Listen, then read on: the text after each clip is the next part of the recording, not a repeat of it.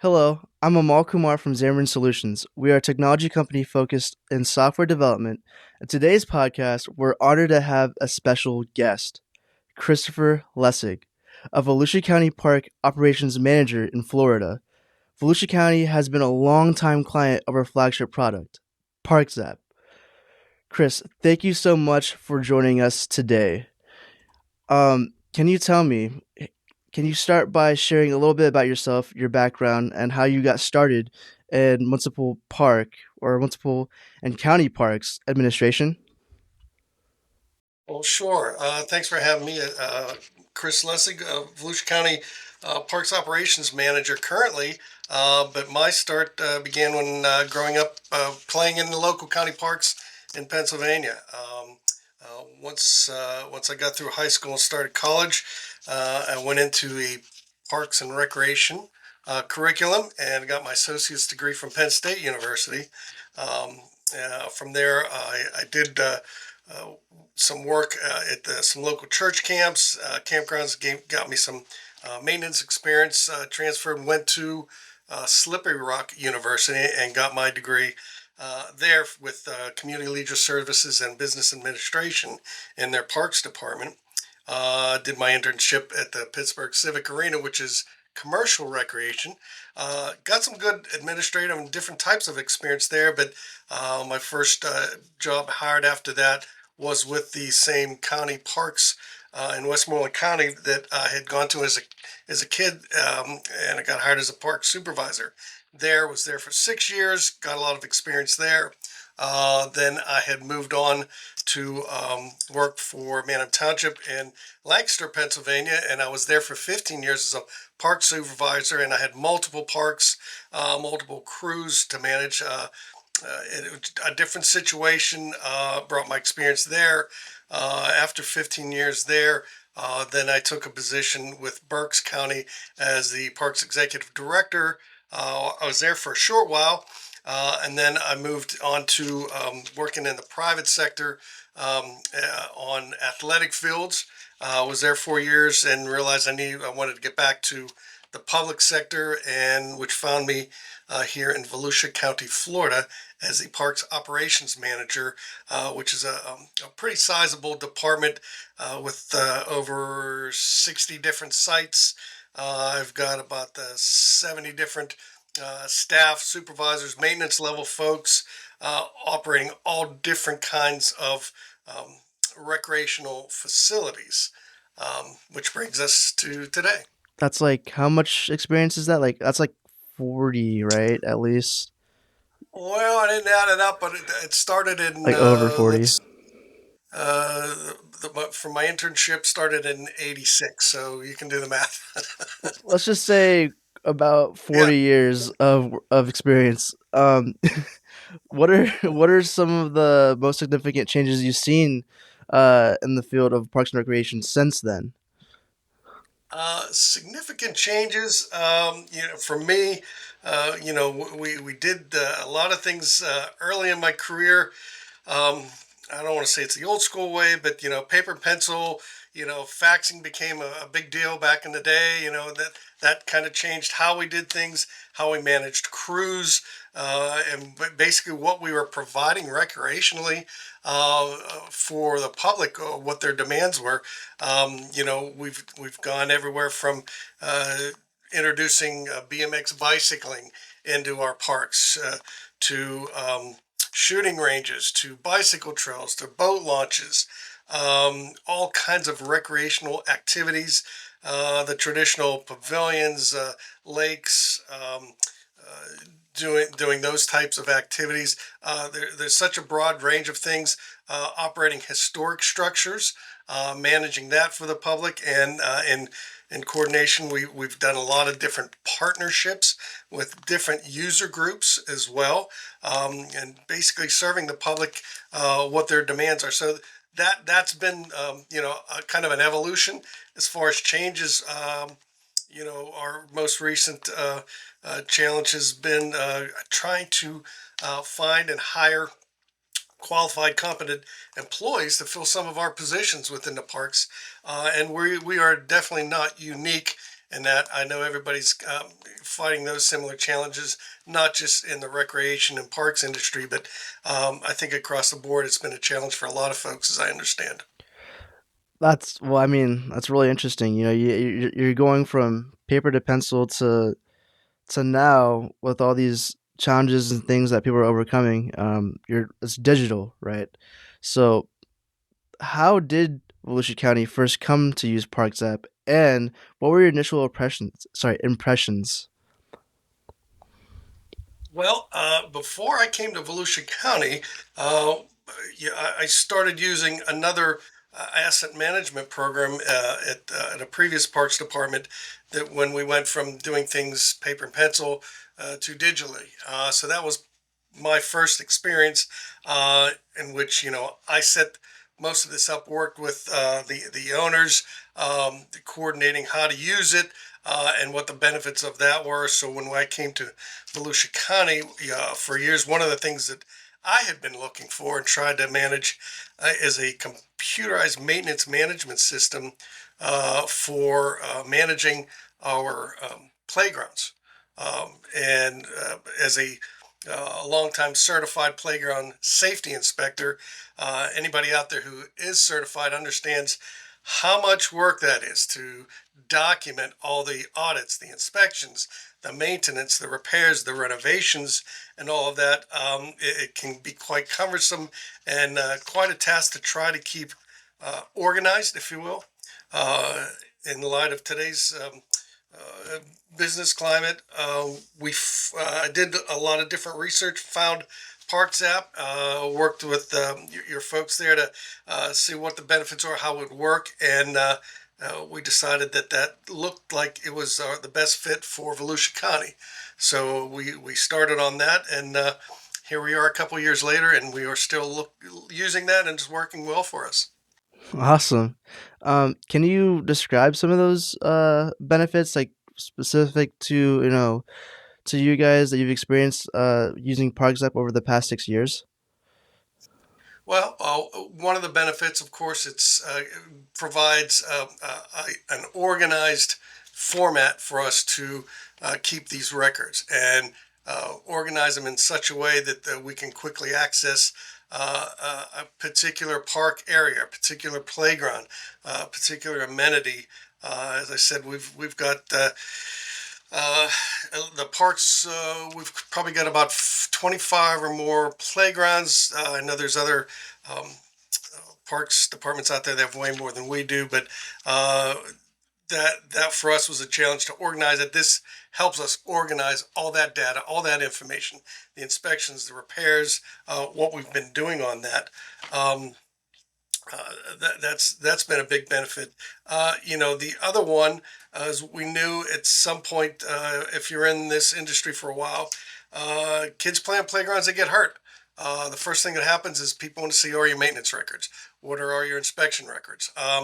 Having that access, the availability, and having them in a format such that it's clear, concise, and is formatted in such a way that it makes sense for those involved who are wanting to read through those has been it's a huge help. We hope we never have to do that, but when it does happen, uh, boy, you're glad you have it, and it takes a lot of question out of the game, and as far as how that incident moves forward. Yeah, when you mentioned, kids getting hurt, I was one of those kids actually. I remember when I was like, I'd say 6 maybe. I remember I was playing like on the playground at my school, and I don't even think they thought about parks and safety in general. And I remember I had a really bad cut. Well, it wasn't even just a cut. Like my face got messed up at one point because I fell off the playground, and it was just terrifying, and it really sucks, honestly. But it was definitely during that time as a kid. It made me feel unsafe to be around playgrounds and things like that, and over time, I mean, my confidence came back, and now I'm an adult, so I don't really go to playgrounds. But maybe when I have kids, I will. But there's Trust me, when you have kids, you definitely will. You'll see that. And I've had kids. Now I have grandkids, and I was just out last week on playgrounds with my grandkids, and yeah, it'll come back to you. Yeah, it's full circle, you know. But there's challenges, and can you describe to me, what are some of the unique challenges you had to face maintaining and developing parks in Volusia County? Well, one of the challenges always budget. For what we're being requested of, the needs are, matching that to budget, and then balancing that with, we compete with all the other divisions within the county, road and bridge, mosquito control, the sheriff's department, the elections, on and on. So, we fight for each dollar as they do. I'm passionate about parks. I believe our parks are an essential function. When I come up against a road and bridge project, and it has to do with connecting the community, there's a decision tree that gets followed there, as far as, is it more important to fix a bridge that's failing, or is it important to do the park? They're both important. Balancing that is a challenge. The other development is basically the materials that we use. You go back 30 years, the types of materials we used in our parks, not just playgrounds, but a lot of different things has kind of changed as well. We're using more composites. Some of the design is now, we try to incorporate some green structures, if you will, green roof technology, sequestering carbon, doing things that lower our carbon footprint, our impact on the environment. Um, so there's a lot of different factors that come into play. We don't do a whole lot of the vertical construction per se. However, it is construction nonetheless. We're considering and having to deal with stormwater drainage just as much as a vertical construction would. And how does that impact? Maybe we can create some vegetative buffers to lessen that impact, and still meet permit requirements of our county, of our state, federal as well. So, how does ParkZapp help you address your issues related to park security and maintenance?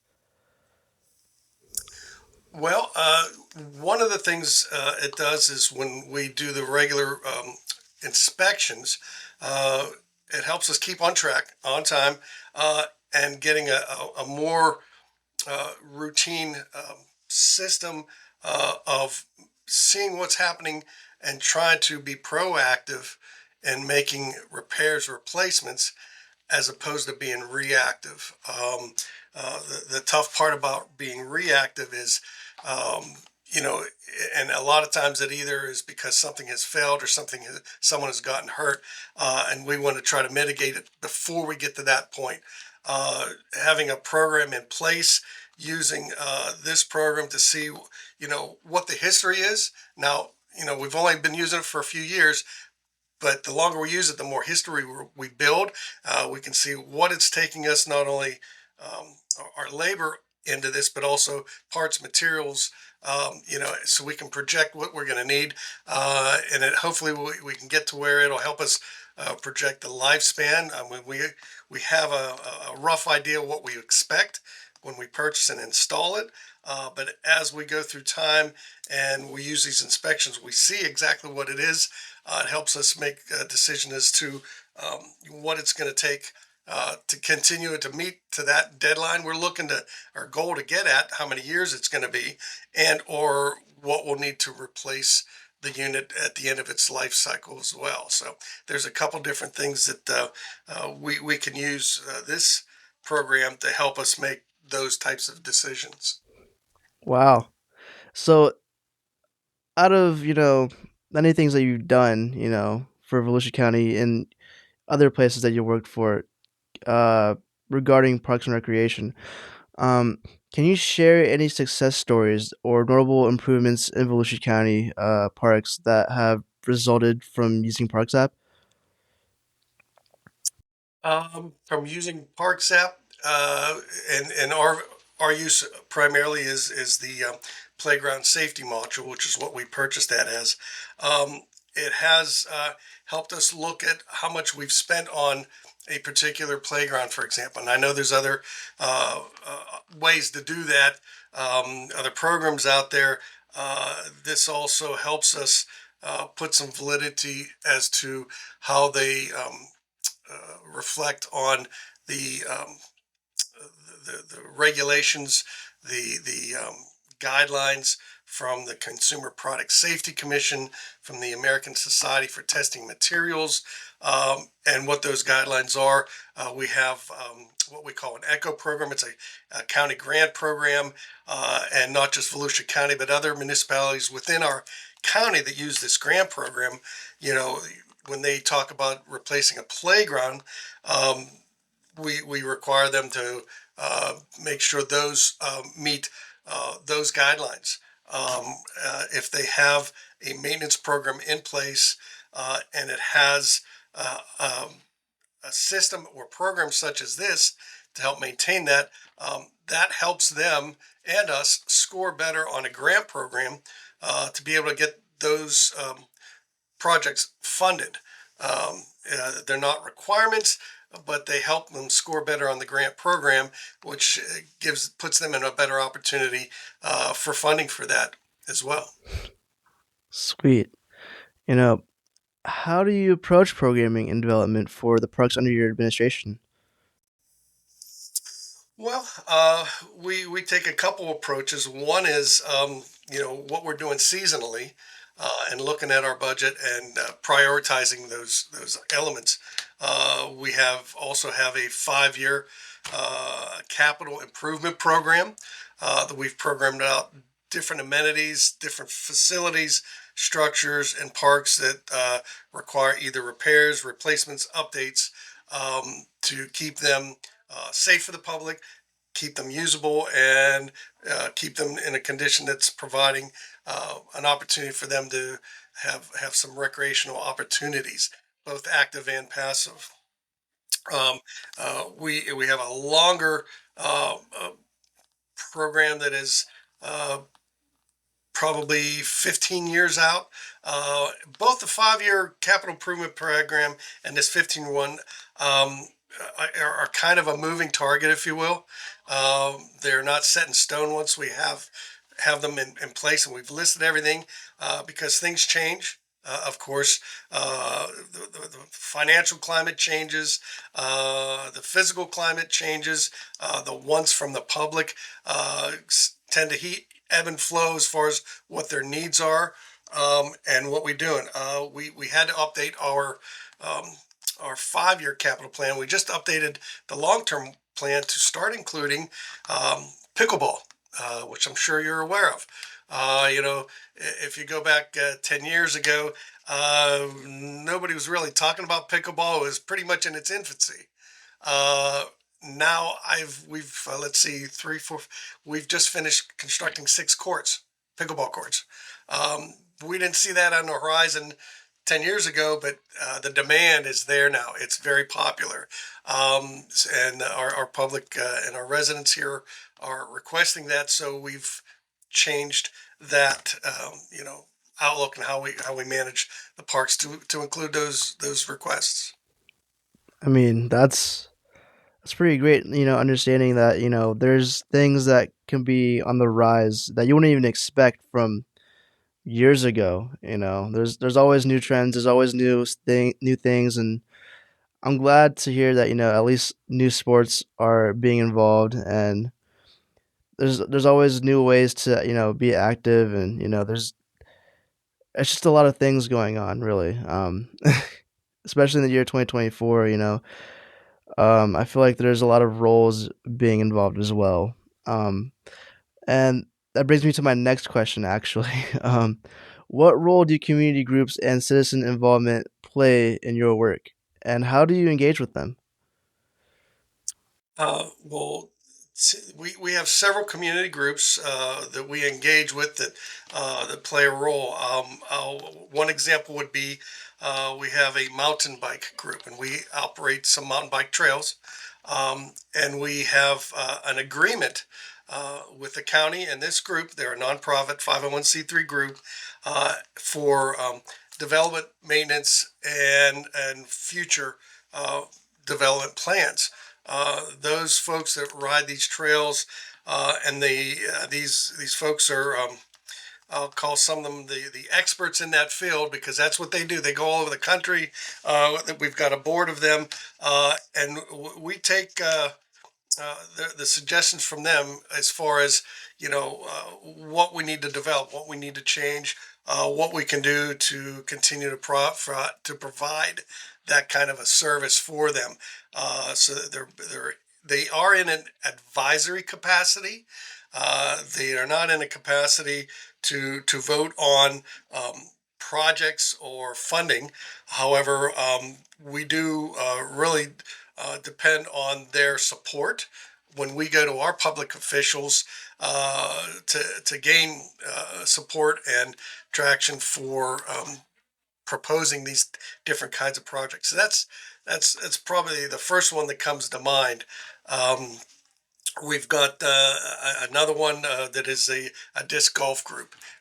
We've now constructed two disc golf courses, and credit to them for helping us lay out, design, maintain, and I'm pretty much a novice. I've played disc golf, but boy, I am at the low level, but I'm learning. And I play with some of those guys to learn more. And every time I go out, I learn something new. But we depend on those folks that have those types of expertise. We do so many different um, types of activities. I simply don't have time to be an expert on all of those different ones, but I try to educate myself to know enough about each one of them to know, what is the right direction to go with their support and help. And we use their expertise when we have discussions about what we're going to do, what we'd like to do in the parks, even down to do we need to project funding in year 2, year 3, year 4 for a project for that activity. I might be getting a little off topic here, but I really want to know. So, like, you mentioned disc golf. Is there any other sports that you actually played That we have an account here that that I've you played on. specifically played? I just want to know. Well, I like riding my bicycle. And I'm not, I used to do some mountain bike riding, not so much anymore.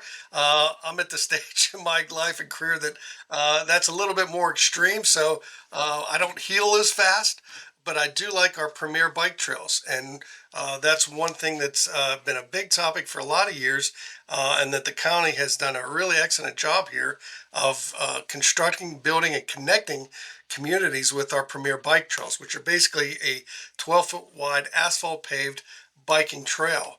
And we are part of 3 different connector trails. Probably the largest one is what's called the Coast to Coast Trail, which goes from the Atlantic coast at near Titusville on the Atlantic Ocean, and then it'll go entirely across the state to St. Petersburg to the Gulf of Mexico, about 250 miles. And we have, of that, we probably have almost 20 miles of that connector trail. So it's a large trail. It's a destination trail, meaning we've got people coming from all over the country to use this connector trail. And there's businesses and B&Bs and all kinds of things that are popping up along this trail. So the trail itself increases property values, and it is spurring small business as well, all while providing a really uh, nice recreational activity for folks, for young children all the way up to seniors. I run into a group, this group, this husband and wife that ride our trails a couple times a week, and they're in their 90s. The wife rides an e-bike.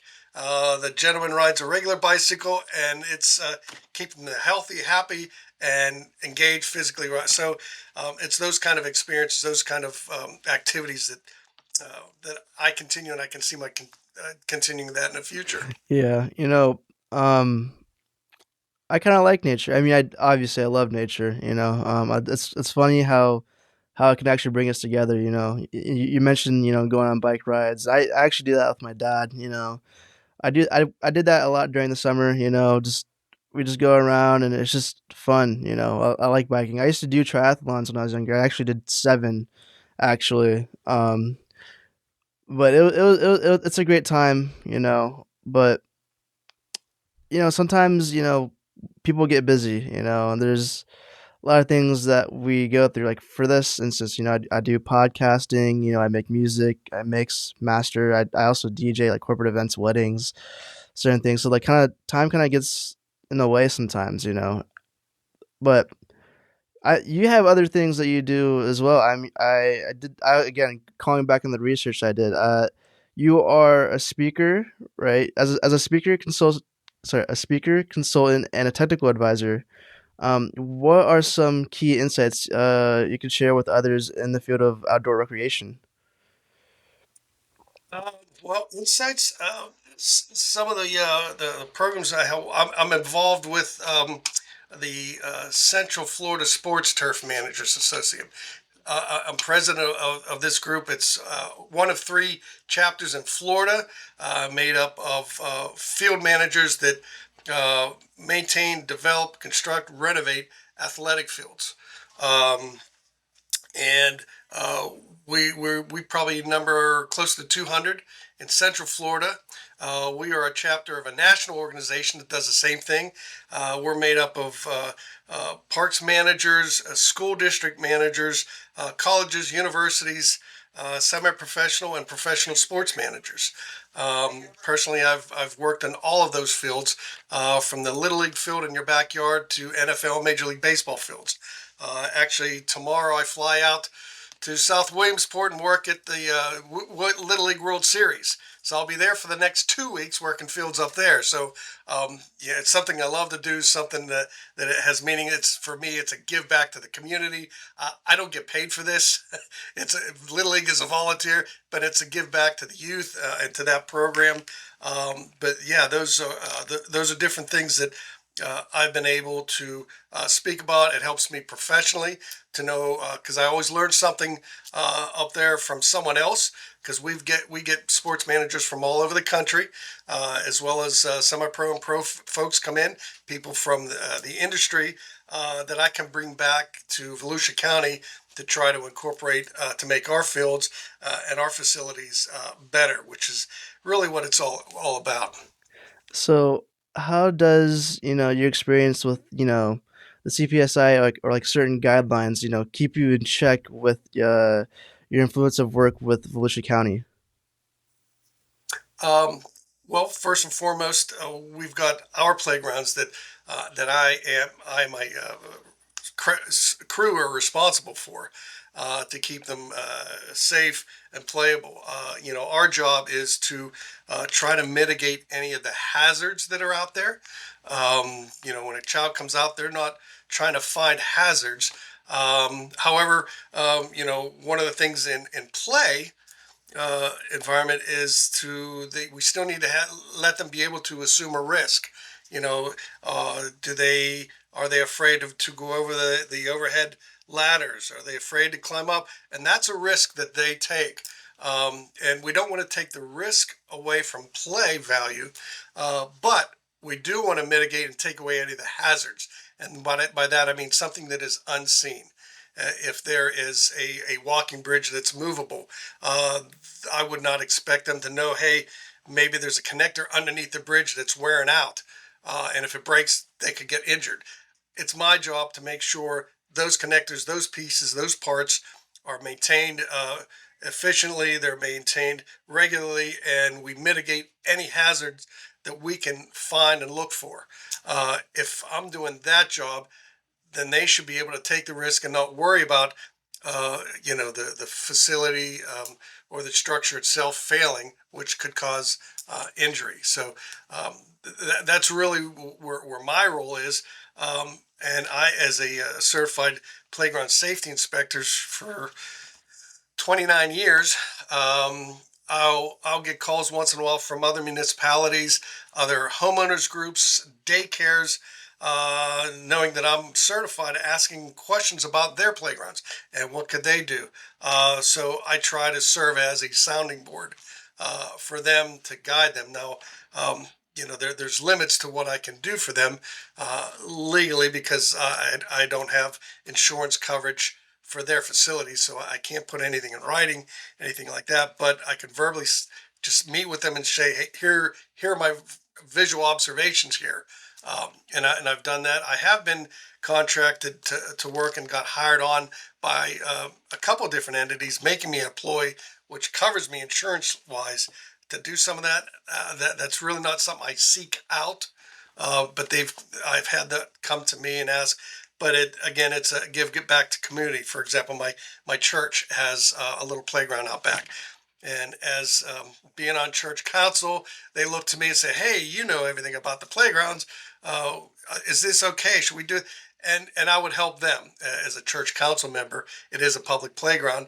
It wasn't in writing, but we made some improvements, made it safe, and it works. And they run a daycare there as well. So it puts me in a couple different. I wear a couple different hats, I guess, when it comes to doing that kind of that work in consulting. Surely there's a lot of challenges that you have to overcome when dealing with different parks, several different parks, and could you explain some of the different or some of the most common issues that you help address when consulting with other parks and recreation departments? Um, well, again, the probably the most common is playgrounds because I get asked about that. I will work with their maintenance staff, their park supervisors, giving them some guidance. Of course, I promote the program, the playground safety program, encourage them to get certified. And if not certified, at least take the class so they're exposed to those elements, so they know what they're looking at, have a good idea where they should be at or what they should be doing. I've had a few folks that did have gotten certified, and it just helped them tremendously. Um, that's probably the biggest one I get and the most common one. Other ones maybe have to do with trails. We do a lot of work on trails right now. We'll have questions on boat launches, for example. We have a couple fishing tournaments that come up, and then we have to facilitate, the parking, the boat launch, the restrooms, the trash can, all those elements that go into that to help that group have their fishing tournament. Um, so it's a wide variety of things we have our hand in actually. So, how important is it to stay updated with new technologies and best practices in parks and administration? And how do you ensure your team is well informed? Um, well, it's definitely a challenge to try to stay updated because there's always new things coming out. The latest and the greatest. Some of the things we haven't been able to take advantage of because just there's just so much of it coming out so quickly, as I'm sure you're aware. Um, the technology and the development seems to be happening at a faster and faster pace. Just once we get locked in and comfortable with one using one, um, something else will come by and say, "Hey, there's a new improvement to this," and so there's a decision tree. Do we continue what we've got, or is it worth making a jump to another program, another issue, another process to do this? Um, if it's not broke, we're not going to try to fix something. But we do try to keep our eyes wide open, find out, hey, are we being as efficient as we can? Because we have the public trust of tax dollars to be responsible for as well. So there's a couple factors that play into that. Getting it out to our staff and keeping them informed. Um, you know, we keep group chats. I mean, we have regular face-to-face meetings, but we have started doing more group chats because it's more efficient. We can get things done faster that way. That's probably a big one. Back in the day, we always had these radios that we would use to communicate. Well, now everybody has a cell phone. Not only can we call someone immediately wherever they're at in the parks, for in Florida here, if we have a hurricane, for example, one of the things we do right after the hurricane is a damage assessment program. Well, we use our phones to take pictures of it, and we time and date stamp that.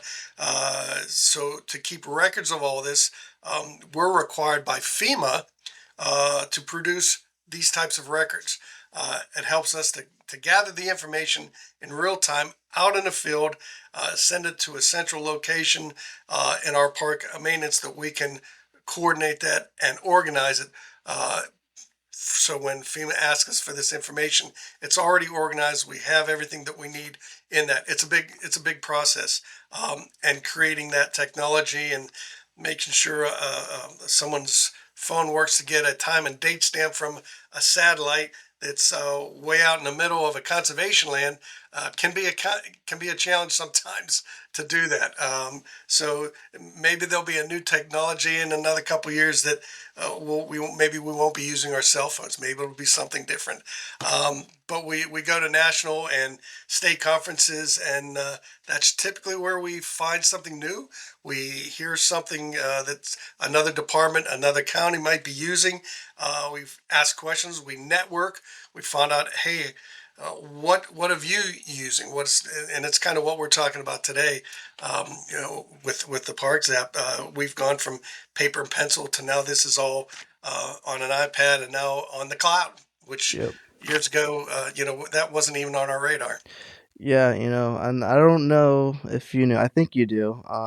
ParkZapp actually, they actually put out a couple of videos a month, just to keep everybody updated on what's going on, just to keep everybody informed, But the switch from paper to pencil, I mean, to digital, I guarantee that kind of blows everybody's minds, because imagine, 20 years ago, oh, that would have been a big help, you know. But what advice would you give to other municipalities, if I'm saying that correctly, considering adopting a software solution like ParkZapp for their parks and recreation departments? Um, well, having a couple experiences with a couple different programs in my career, I think one of the advice I could give is do your research. Ask as many questions as you can. Speak to others that are using those programs to find out how that works best. I would also definitely loop your IT department into this because there's always connectivity issues with that. For example, we have an asset management program, and they use it all across the county, not just our parks department. But as we use it for our maintenance folks, and it tracks their time, their attendance, the parks they work at, the hours they do, the tasks they do, how long they do it, the materials, the costs, on and on. It has an option in it to do inspections. And all right, when we started talking about the playground safety program and the ParkZapp program specifically, I got challenged. This, wait a minute, we already have an asset management program. It can do inspections. I was like, okay, well, let's talk some details about it, how that works. And one of them was, we could come up with an inspection sheet. We could come up with an audit sheet. That's fine, but it has to link to the CPSC and the ASTM. And as you know, there are a lot of regulations. Anybody out there that is involved with this know how many there are, and we have to cite those as we're doing these inspections and audits. We could initially do that, but as you know, every couple of years, both Consumer Product Safety Commission and ASTM will have updates to manually go in and change all these inspection forms and everything and have it reference the right document and the right section of the document. RIT quickly realized, hey, this is a much bigger animal than we just thought it was a simple check off yes no sheet. When we showed them what we were for specifically in this ParkZapp playground app, and knowing that, hey, it automatically will update when we get those updates. The references are there. We don't have to go searching them out. They automatically pop up based on our playgrounds, how we've set that up. Initially, it just eliminated, it streamlined the whole process, made it much simpler. It was all contained in one area. It was easy to access. And they quickly realized, hey, this had a lot more value than what they initially thought, and it worked better than their asset management's checklist that they could create in that. And then we've since put in our asset management system a line item for there's a code that you get for every inspection that we can reference in our asset management system, everything in ParkZapp. So the two can marry up if we get those questions, which has helped tremendously when we have gotten challenged or questioned on maintenance records because there is a suit being brought or something like that. And I know our risk management team has been very happy with the fact that we're able to access that and provide that quickly and accurately and organized for them. Yeah, it's interesting, how you brought up suits and all these different, things in correlation to parks and recreation. Before I get to the last question, I would like to note, this might be a little bit off topic, but still kind of correlates to this.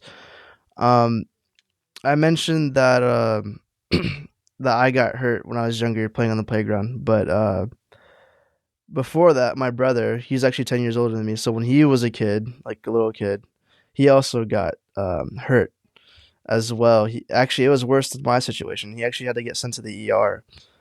Um, and I remember my mom, telling me that story, and she explained to me, she didn't want any other kid to go through that exact same feeling that she went through with how my brother was hurt, and she made it her, her goal, her mission to make sure that the whole community would be safer. So years later, she got in touch with the NRPA, and she was able to make ParkZapp happen. And again, it's just one of those things where we're lucky to have you, Chris. To be with us, and I'm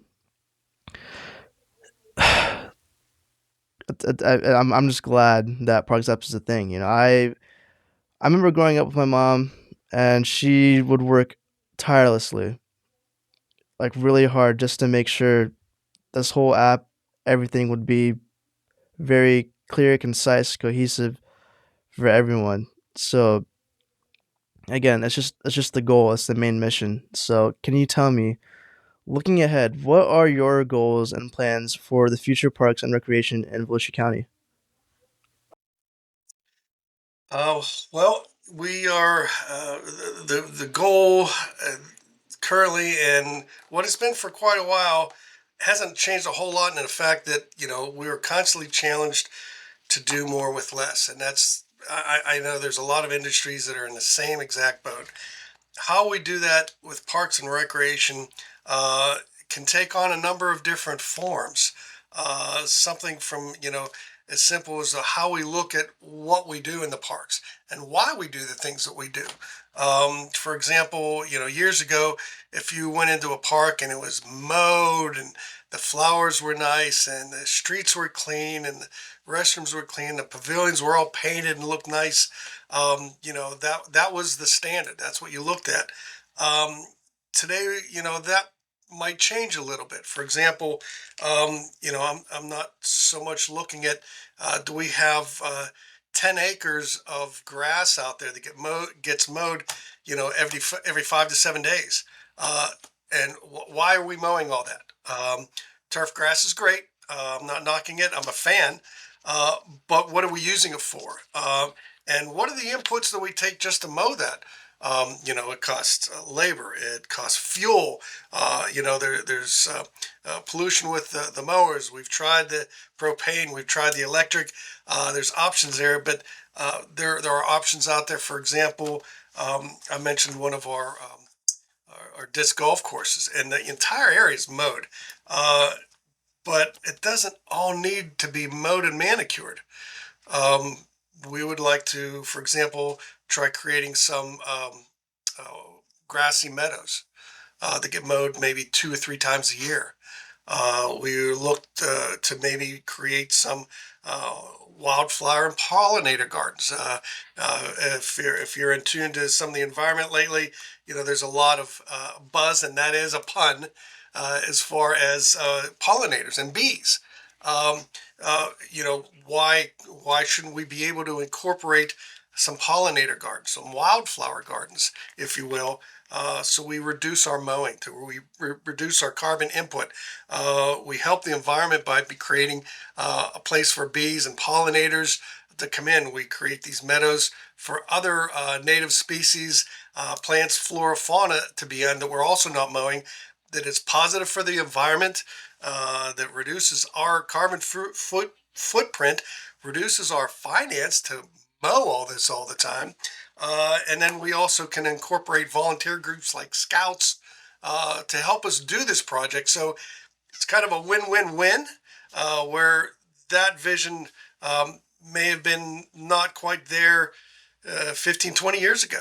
So we're trying to look at things different, when you talk about being out of the box, sometimes it takes a little bit of courage to propose those things to folks that might not have that same vision. Um, but also be able to take a chance on some of these based on some good information and facts behind it. So how we do things, why we do things, I think we need to continue to question and come up with some of the best management practice, which I think will still continue to evolve. So that's kind of what I see as a future, is trying to find out what's involved and stay engaged. I'm not going to learn that sitting in my office here. I need to get out in the parks. I need to go out to other parks. I need to go to other parks in other regions of the area. I need to talk to folks like yourself to say what is out there, what's going on, what's the latest. Can that be to our benefit? I think that's the future as I see it. It's a big thing, and I think it's a challenge for those coming up in the field behind me to keep that. And I think they have a very good grasp of that, probably better than I had when I started. Well, Chris, thank you so much for being our guest on this podcast. It's been a true pleasure, and we're gonna see you again, in October, in Atlanta for the upcoming NRPA conference, right? You're gonna be there. Yes, that's true. Yes. That's awesome. Yeah, I'll see you there. Um, I'm not gonna let you leave yet. I'm gonna pause the recording here soon, and then I'll let you leave because I'm kind of afraid that the recording might, mess up or something. So, but anyway, to all of our listeners, we're excited to announce that we'll soon be launching the asset management module for ParkZapp. So stay tuned for more updates, and thank you so much for joining us here today. And yeah, that's it.